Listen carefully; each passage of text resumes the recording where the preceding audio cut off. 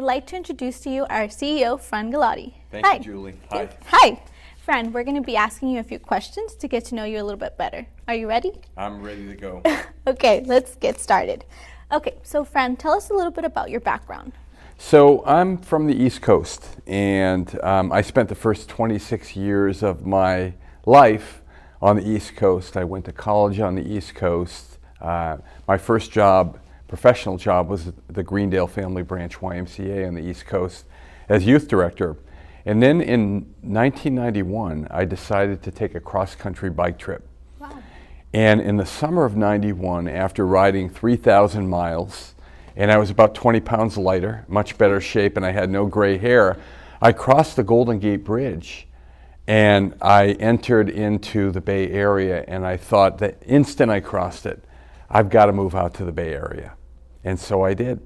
Is this when you started working at the YMCA here? Well, I knew about the YMCA, and on the bike trip, which was really fascinating, we went from state to state. I biked with people from all walks of life.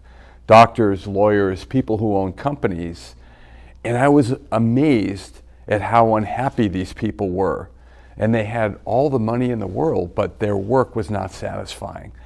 So the bike trip was sort of a quest, if you will, and I wanted to find out what I wanted to be when I grew up, and I realized how happy I was making a difference in my youth work at the YMCA. So crossing the Golden Gate Bridge, I had a couple of ideas in mind. One was, I want to be in California. This looks amazing.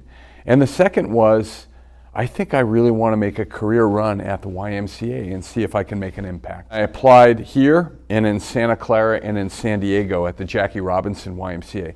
I'm a big baseball fan. I had never seen that Y, but I somehow got to be a final candidate through phone interviews. But when they offered me the job in Berkeley, I took it. Berkeley, back then, Berkeley was a lot different. It was really progressive. Everyone knows it nationwide. And it was just sort of calling out to me. And so I took this job. And my first day at the Berkeley Y was October 1, 1991. So what are the top priorities here at the YMCA? They've shifted a little bit over time, and it has to do with the need in the community and what we're really good at doing. So the YMCA of the East Bay, which is our new YMCA, is focused on three key priorities. Yes. The first one is early childhood impact. And at the moment, we have 21 early learning centers in lower income communities. We've got an amazing opportunity to help kids get off to a great start. What a lot of people don't know is that kids who don't have resources end up in kindergarten knowing thousands of less words than kids who have resources. They start off kindergarten already light years behind those other kids. Socially, emotionally, it's the same thing. So we've got a big opportunity in our early childhood impact work, and that's one of our key priorities. And we want to get great, and then we want to expand that work. Our second priority is out of school time, and the YMCA is known for its youth work. Our particular bent is really working with kids on school campuses right after school, tutoring, quasi-parenting, making sure they're eating nutritious snacks, and making sure the otherwise most dangerous hours between 3 and 6 are the healthiest hours of the day for these kids. So that's our second priority. And our last one, and this is what people know us for, they know us for gym and swim, is all about healthy living for all through membership. And we've got 5 terrific membership centers where we want to make a big difference in the health of people's lives. It's really interesting right now, we live in a time where health clubs across the country have proliferated, yet diabetes and obesity keeps creeping up. But we do know that at the YMCAs, when we do our best work, people get healthy. So we can have a big impact on the health of our local communities. And is this what motivates you as a CEO? Actually, you know, it does motivate me, those 3 priorities. But what else motivates me is when I go out and I watch the great work that our people are doing, when they're really on point and making the kind of difference that we all dream about, that's incredibly motivational to me. Thank you. Those are amazing things, and I'm very, very excited to be part of that.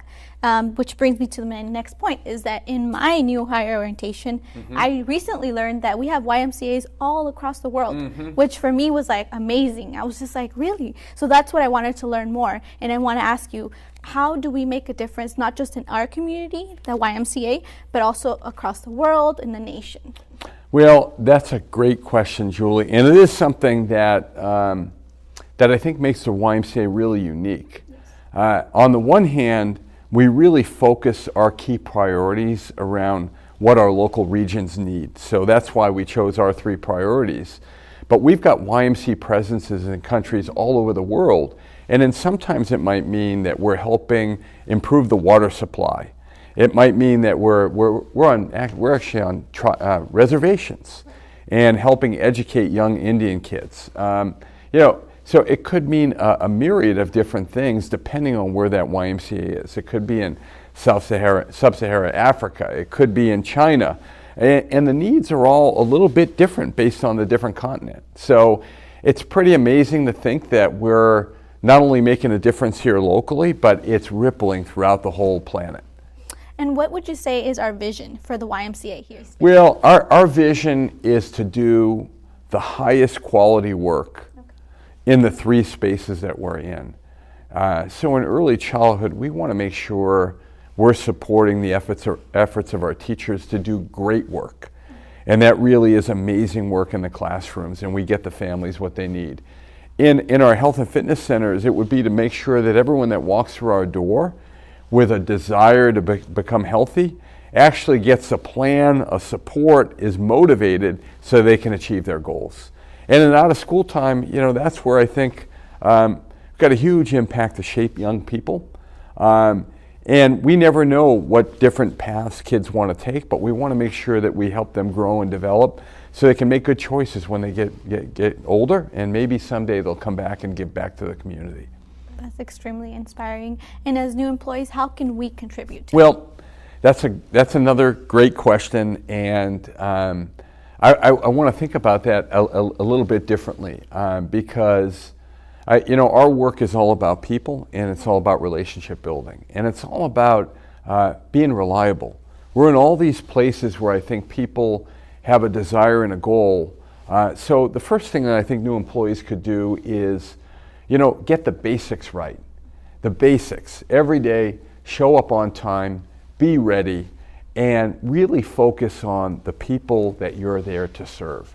That might sound really elementary, but it's amazing, how many times you go out there and in your own experiences, whether folks are late or their service is off for a little bit, or it's not just what it could be. The second thing is become amazing at what you do. Become amazing at what you do. Don't settle for average.